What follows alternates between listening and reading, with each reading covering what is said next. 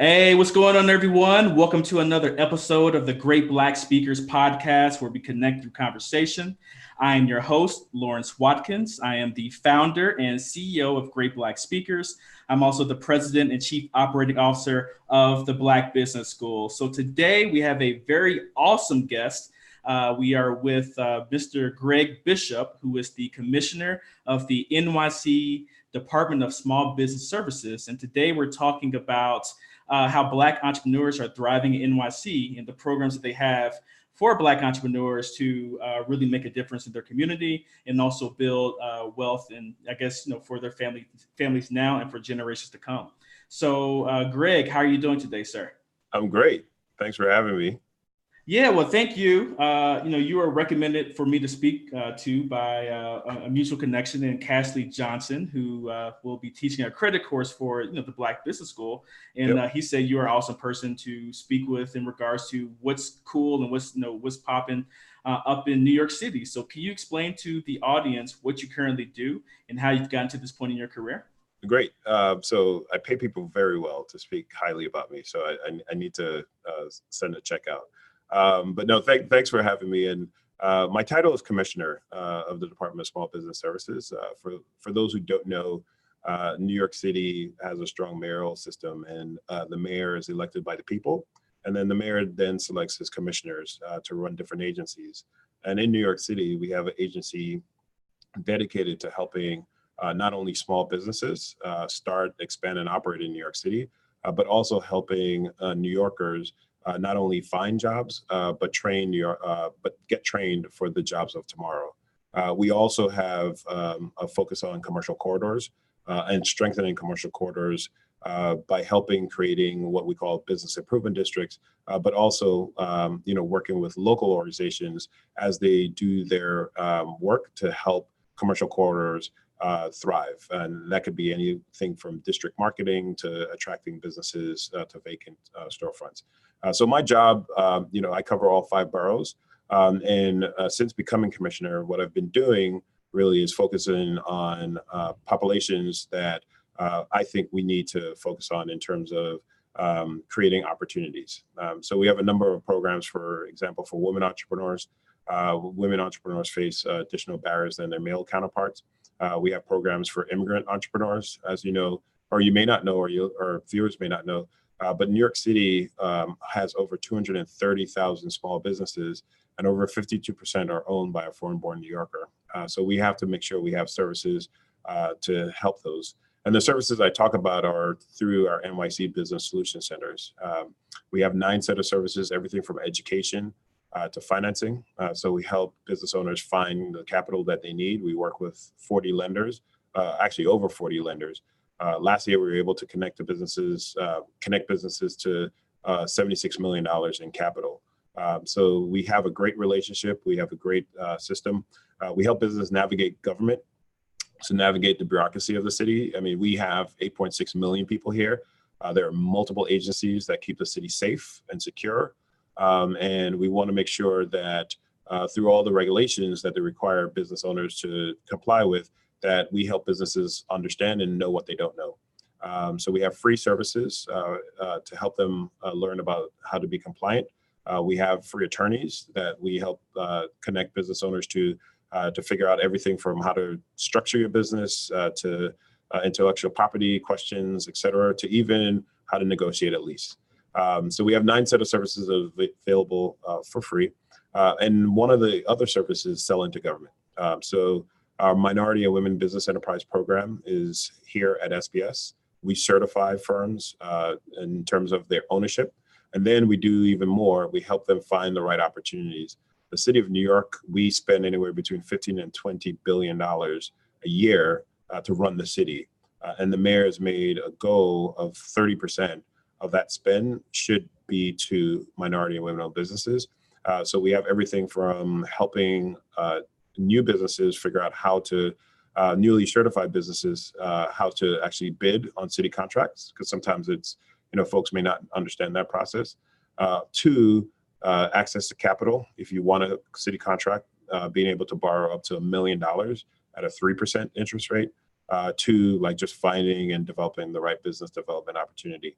So out of that, we wanted to figure out, well, how can we create more Black-owned businesses in New York City?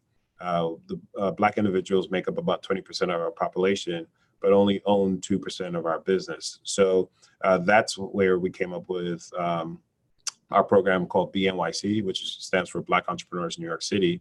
And the goal there is really to identify the barriers that Black entrepreneurs face in specific to New York City, and what we can do to actually help them be successful.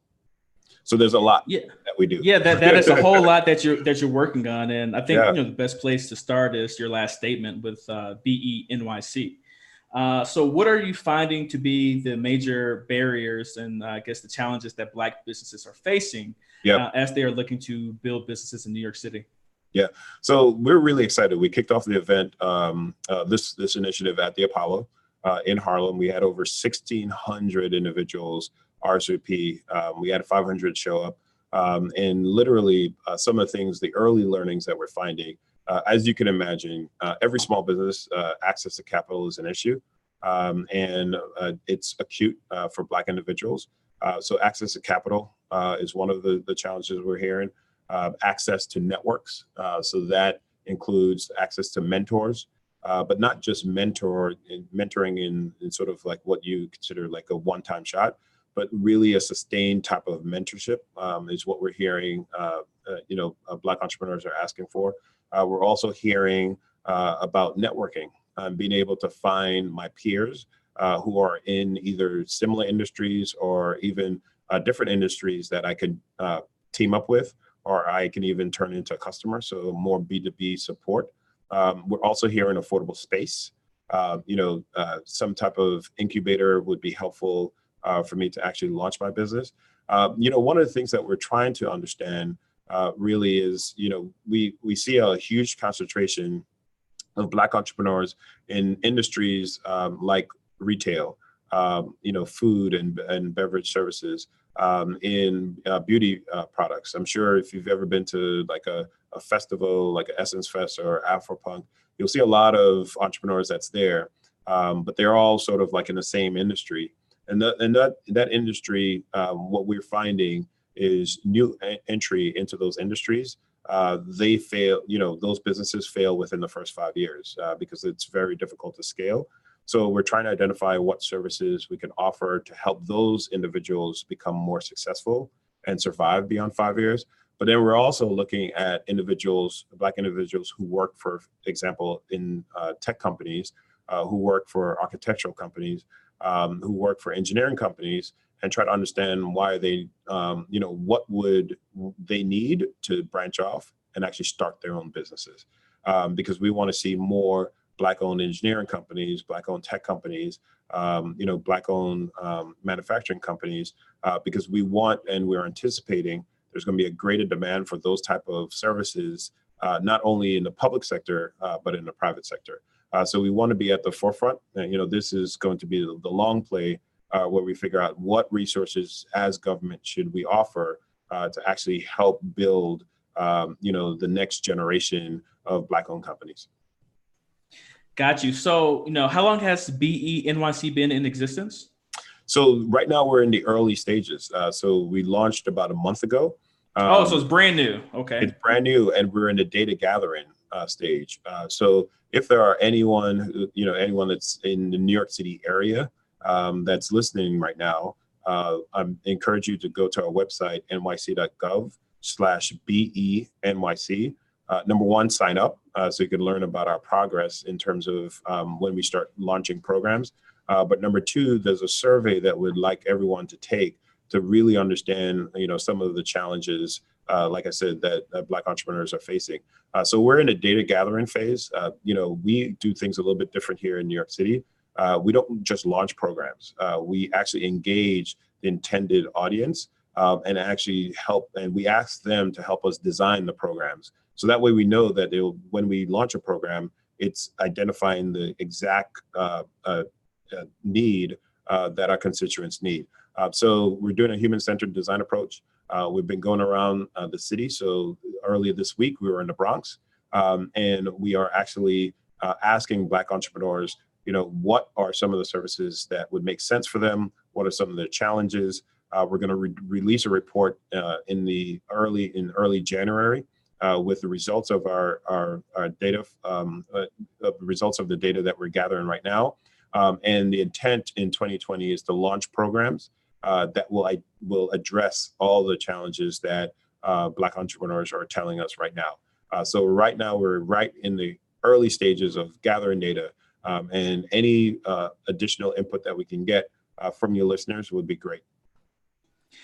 Yeah, so I found interesting in terms of some of the industries that you were talking about, in which have a high, I guess, rate of failure for Black-owned businesses in terms of hair care, in terms of food services, and I think you mentioned one other as well.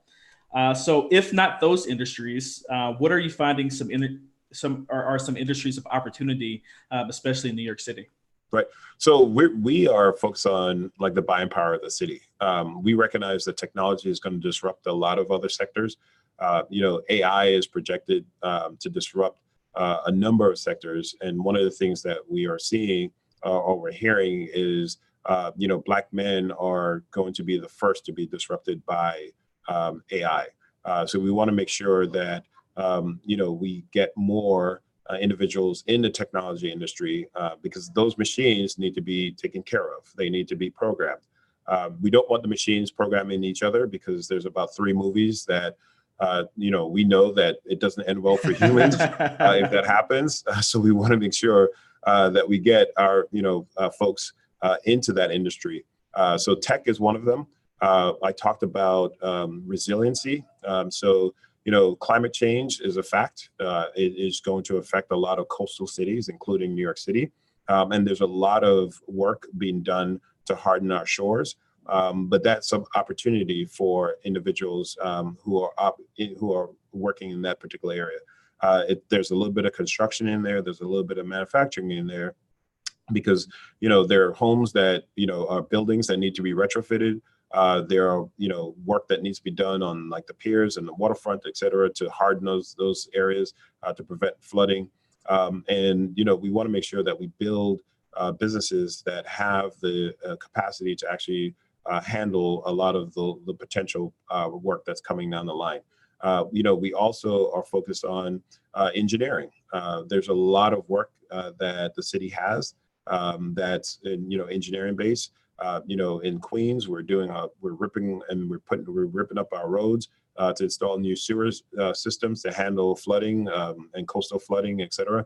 And that is heavy duty engineering. So we want to make sure that we get a lot of, companies, diverse companies in those sectors. So looking at the projections in terms of where we see opportunity, we know we have, MWBs in those particular areas. We want to see more Black-owned firms, and we want to grow more Black-owned firms.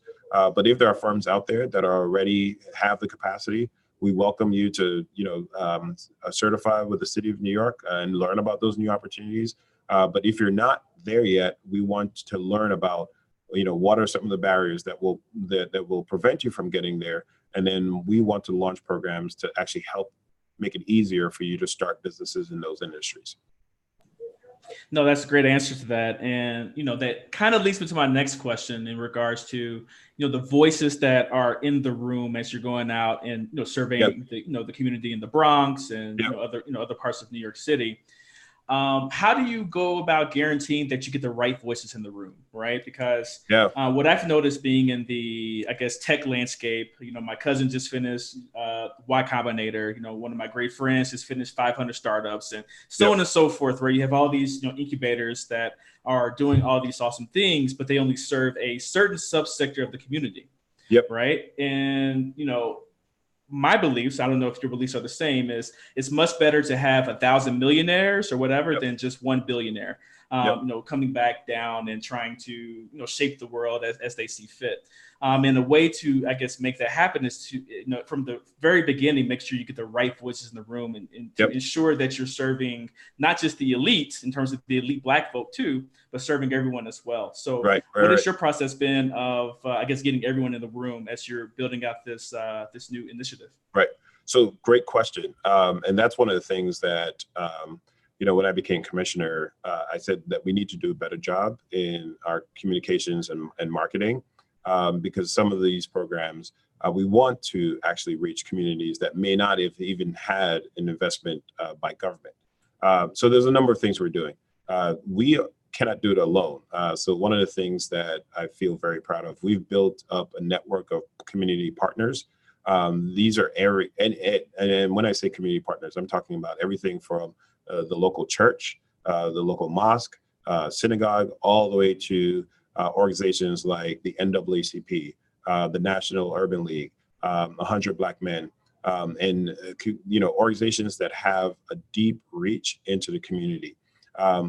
We operate here in New York City. We have over 300 community-based organizations that's part of our network.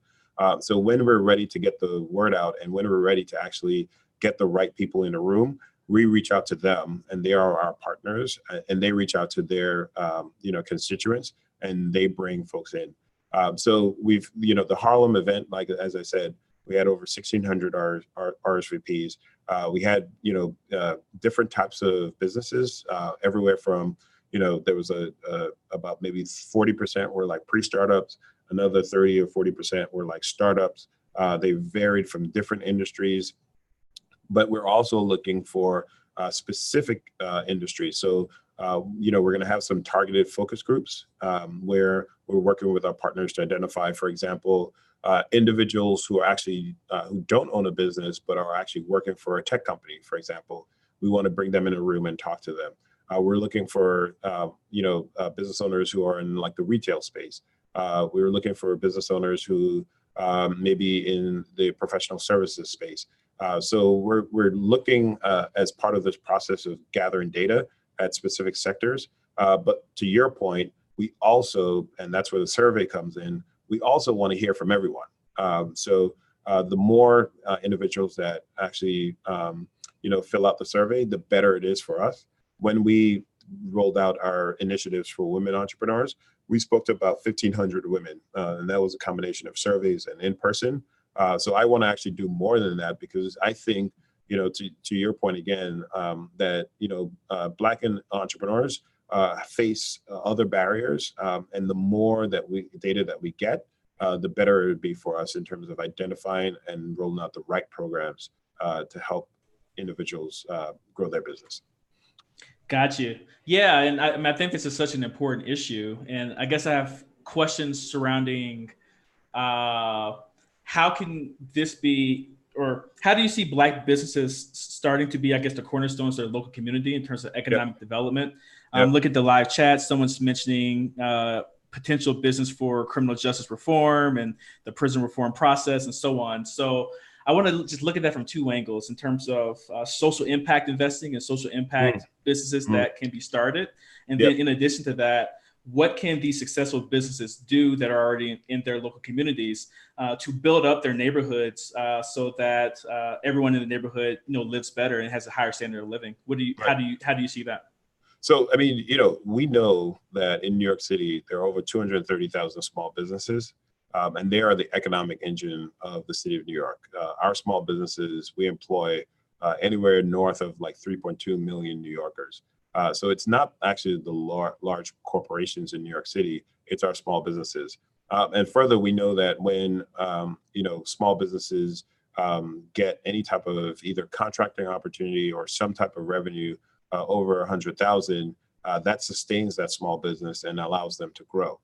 So whether that revenue is coming from the private sector or the public sector, the goal is to figure out how do you get small businesses to get to that point where they can actually grow. And especially when you talk about Black-owned businesses, because we know that once they start hiring, they hire within the community. So there's ways I see Black-owned businesses becoming anchors in a community. Some of the things that we're hearing, for example, when you think about capital, one of the ideas that's been coming up consistently through our sessions is some type of forgivable loan. But that loan is tied to the employment of local residents and also the length of time they stay in the community. That's a great idea. We have to flush that out, and we have to see if that bubbles up to the top in terms of something that we roll out. But there are ideas that are coming from Black individuals, entrepreneurs, in terms of what we can do to help them grow their business. Because at the end of the day, these businesses will become anchors in the community that they're in. And whether we connect them to a city opportunity or whether we connect them to a private sector opportunity, they are and will be the job creators of today and tomorrow.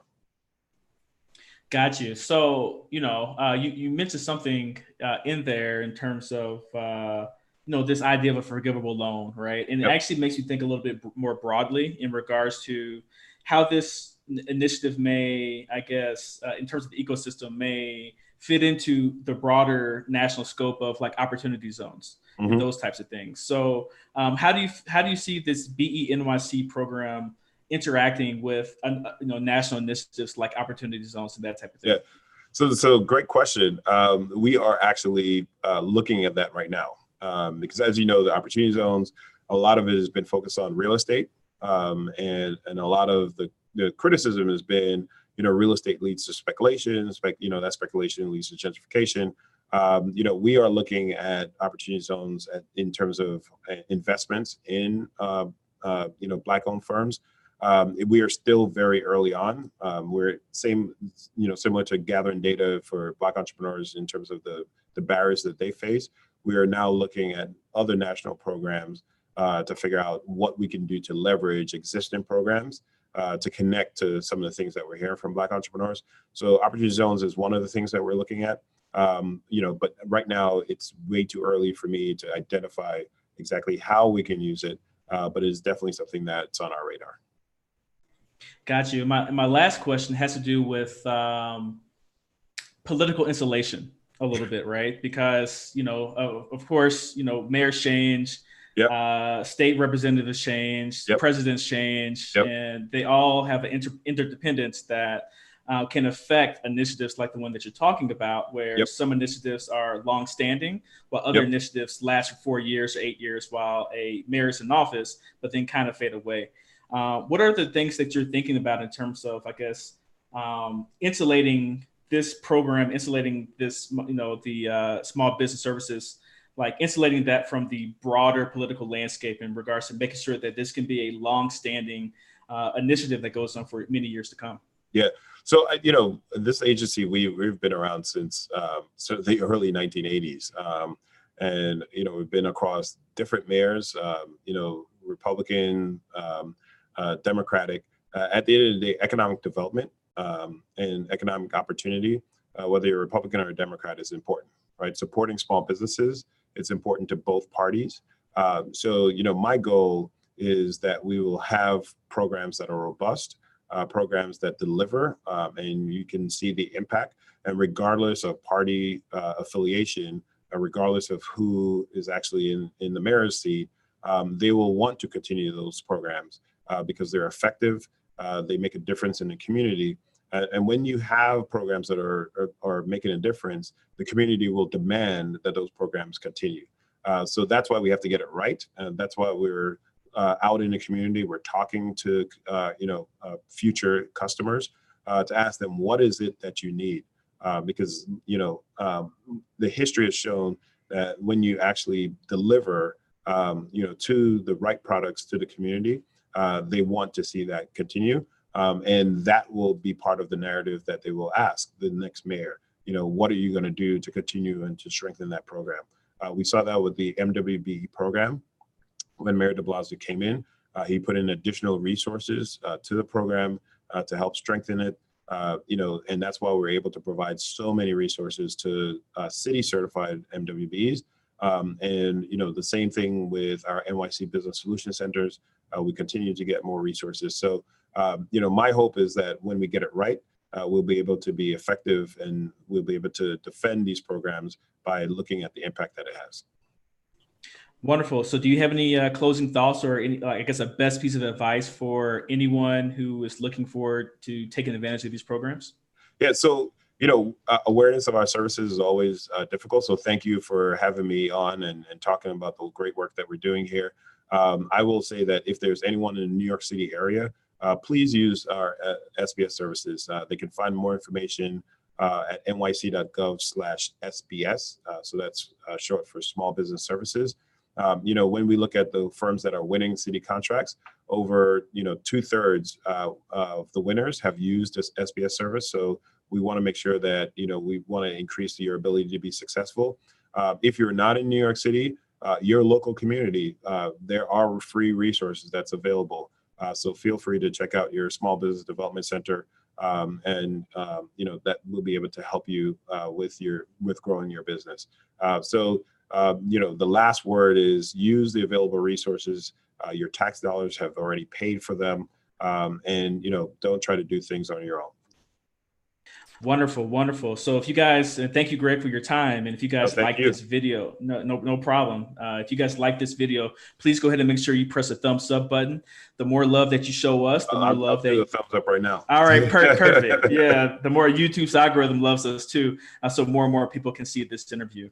Also, make sure that you share this video and subscribe to our YouTube channel as well. Last but not least, I would like to thank our corporate sponsor, the Black Business School, which I am part owner of. What we do is help, first, we help African Americans not just climb the corporate ladder, but build one as well. So what we want to do is help African Americans obtain a culturally relevant yet practical education in all things wealth building at a price they can afford. So whether you're looking for additional freedom in your life, to spend more time with your family, spend more time with your kids, to travel, you're looking for to leave a legacy behind to your children, or you just want stability into your golden years, we have courses and classes for you.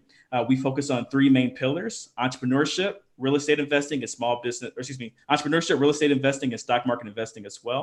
So please make sure that you head over to theblackbusinessschool.com. That is theblackbusinessschool.com to learn more. So on behalf of Commissioner Gregg Bishop, Commissioner of New York City's Department of Small Business Services, my name is Lawrence Watkins. You guys take care, be blessed, and have a wonderful day. Bye-bye. Thank you.